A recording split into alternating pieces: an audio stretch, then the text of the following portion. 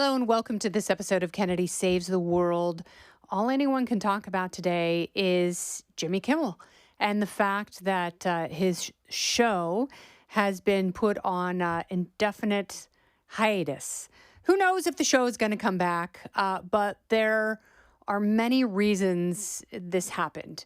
Jimmy Kimmel used to be brilliant and spontaneous and fun and just had an incredible, cutting sense of humor and brilliant brain. And if he still has all of those capabilities, he has not been displaying them over the last, 9 years, 10 years since President Trump descended on the gilded escalator. And I don't know if it's the bubble that Jimmy Kimmel is swimming and existing in. I don't know if it's the people that he has surrounded himself with.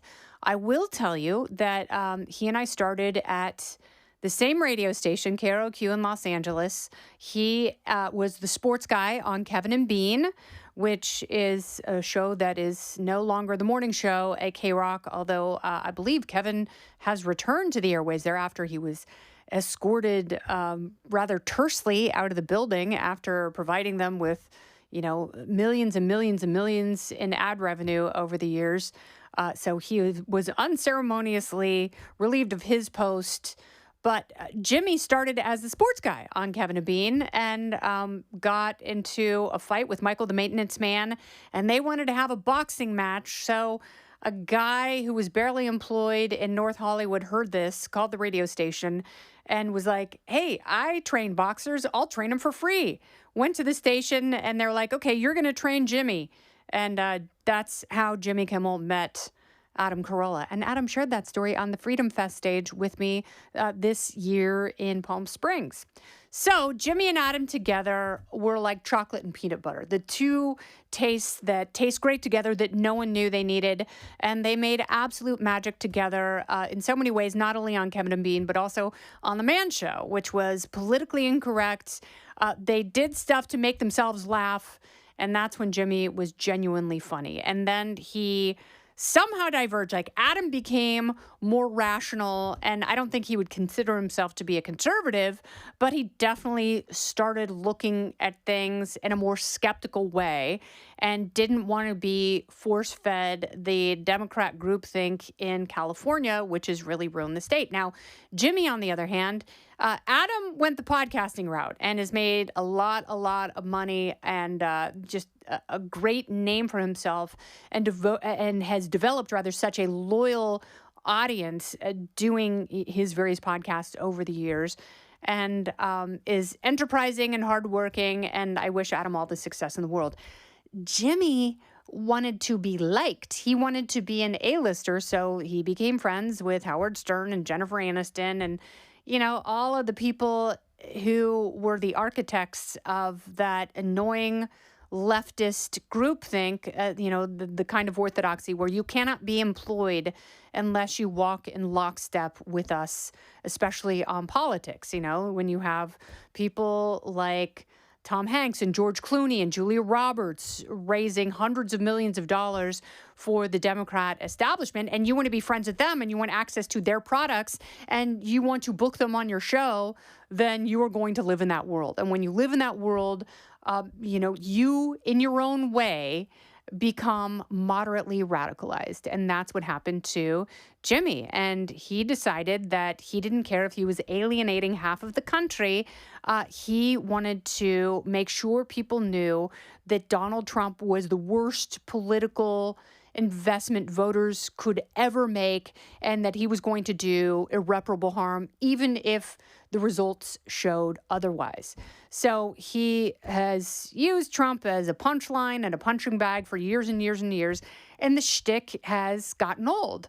And even if you are an avid leftist, the chances are that you are getting your information from a podcast or a Substacker who is probably a little bit more intellectual than Jimmy Kimmel. And even though, he's got some fast jokes every once in a while, his overall comedy, the thing that made him and Adam laugh, that is essentially gone, because there's no way you could be as politically incorrect as they were on the Man Show and still book A-list guests for mediocre interviews. So in going after Trump, and when Trump was reelected, when he was given his second term, Jimmy Kimmel just came unglued and sobbed on the air the next night for, the bad decision. And he's so sad for, the immigrants and the hardworking people in this country who will now, NATO is going to be abandoned, and, every institution is going to crumble. And he even feels bad for the people who voted for him. And when someone confronted him and was like, aren't you worried that you're alienating half of your audience? He said, I don't care. Well, if you are an ABC station and you are an affiliate who's looking at that, don't you want someone who is hosting your flagship late night show to care who they're talking to and to try and appeal to that wider audience? I mean, I sure as hell would. So these massive shows that employ, 200 people for Colbert, maybe it's 100 people for Jimmy Kimmel, and, you're spending $100 million a year, and your ratings are going down and down and down, especially in that critical demographic. Like, young men, they want to look good and be cool. They want to go out and buy stuff. They don't want to listen to someone who has been politically neutered, who's lecturing them every night when he should be making them laugh. So when CBS pulled the plug on Colbert, and I've been saying this since CBS made that kind of shocking decision, I was like, this isn't just the political climate we're in. The political climate doesn't dictate what these people do. The political climate informs them that there is still half the country that's not going away, that is not falling in lockstep with people like Jimmy Kimmel, who think by virtue of farting out a political opinion that people are going to huff the essence and follow him into the voting booth. That is not the case. Don't go anywhere. More Kennedy Saves the World right after this. They have been incredibly short-sighted, people like Stephen Colbert and Jimmy Kimmel, who, weren't originally employed to be doing political shows. John Oliver is different. I find him to be pedantic and insufferable, but he is different in his own way. Jimmy Kimmel is the kind of person who feels like he is entitled to continue to do a talk show because he's been doing it for so long.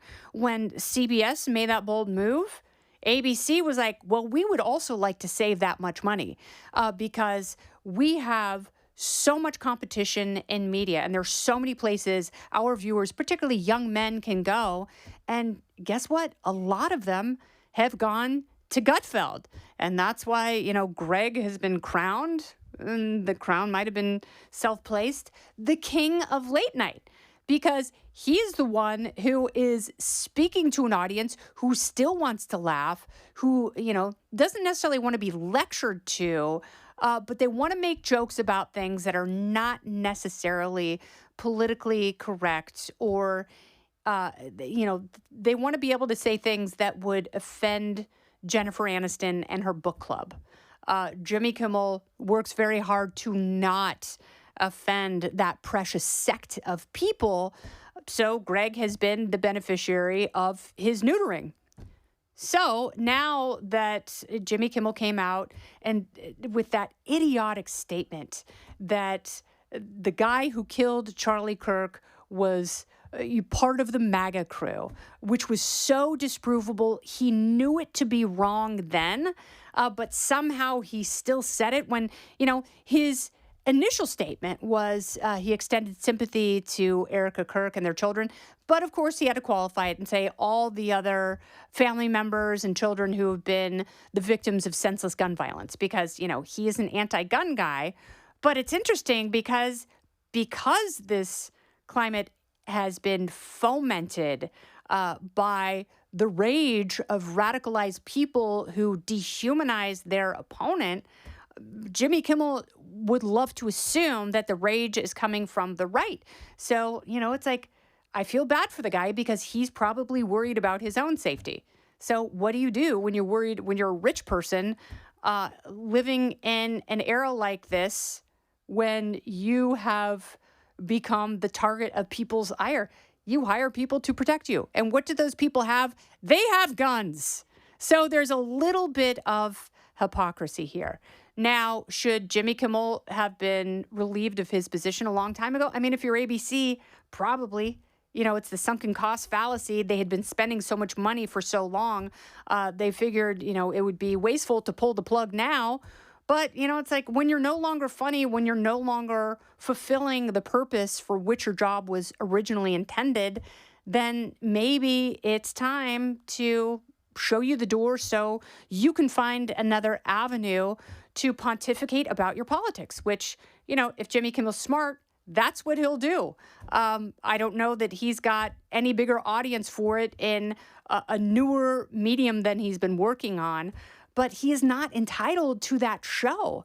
And ABC and their affiliates are entitled to expect revenue and to make better business decisions. In fact, they are beholden to their shareholders to make better business decisions. And I have a feeling there are people who are massive shareholders and who sit on the board who are relieved that the decision came when it did. What I don't like is the FCC chair going on shows, even on Fox News, talking about how the government, and he's going to use his power to change the climate and balance things out, and personally rail against Jimmy Kimmel. That is very dangerous because let's say Gavin Newsom becomes our next president. Who do you think his FCC chair is going to go after first? It will be Greg Gutfeld. It will be people on this network. They will be targeted. They will employ the fairness doctrine, just as Obama flirted with throughout his entire administration. And, they will not be protected by free speech, even though that's what everyone is crying now on the left. Where were you guys 2 months ago? Where were you guys 2 years ago when free speech has been under attack from the Biden administration? Because it's one of those things that libertarians are pretty consistent on, that, the traditional two parties have a really, really hard time with unless it's their person who is under threat. So you should be defending everyone's right to free speech. And Jimmy Kimmel has the right to free speech. He is not entitled to his own show to waste millions and millions of dollars by virtue of his fabulousness. And that is the correction that has been made here. I think President Trump needs to slow it down. I don't think he needs to brag about this or fan the flames, even if he feels like he's defending Charlie Kirk. And I do not want to see Brendan Carr, the FCC chair, on anyone's airwaves talking about liberals they're going to target in order to balance things out. Let the market do that. Let the shareholders stand up and do that. Let the affiliates be the ones who put the pressure on ABC to make that decision so we can finally kind of take politics out of it, because that's what we have to do ultimately in this climate, is bring the temperature down so we can finally go back to having rational discussions, making fun of both sides and ourselves, and also having politically incorrect skits about women jumping on trampolines the way the Lord intended. This has been Kennedy Saves the World. I know there are crazy times. That's why I'm here for you. I'm Kennedy. Listen ad-free with the Fox News Podcast Plus subscription on Apple Podcasts, and Amazon Prime members can listen to this show ad-free on the Amazon Music app. Oh, go ahead and leave me a review while you're there. I'd love to hear what you have to say. You've been listening to Kennedy Saves the World on the Fox News Podcast Network.